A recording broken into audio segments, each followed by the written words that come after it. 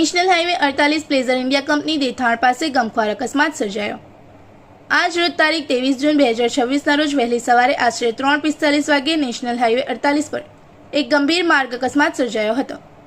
મહારાષ્ટ્રથી દૂધ ભરેલા tempo number MH17 BD2034 Vadodara તરફ જઈ રહ્યો હતો, ત્યારે પ્લેઝર ઇન્ડિયા કંપની દેથાણ નજીક આગળ ચાલી રહેલા અજાણ્યા વાહન સાથે પાછળથી જોરદાર ટક્કર લાગી હતી।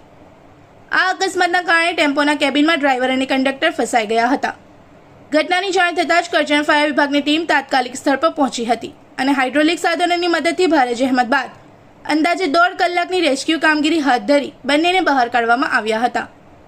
દુર્ભાગ્યવશ ડ્રાઈવરનું સ્થળ પર જ 108 ઇમરજન્સી મેડિકલ ટીમ દ્વારા મૃત જાહેર કરવામાં આવ્યો હતો, જ્યારે કંડક્ટરને સુરક્ષિત રીતે બહાર કાઢીને તાત્કાલિક સારવાર માટે ખસેડવામાં આવ્યા હતા અને તેમની જાન બચાવવામાં કરજણ ફાयर विभाग सफल રહ્યો હતો। रिपोर्टर तस्लीम पीरावाला। इस वीडियो को लाइक करें, हमारे चैनल को सब्सक्राइब कर बेल आइकन जरूर प्रेस करें हमारी न्यू वीडियो सबसे पहले देखने के लिए।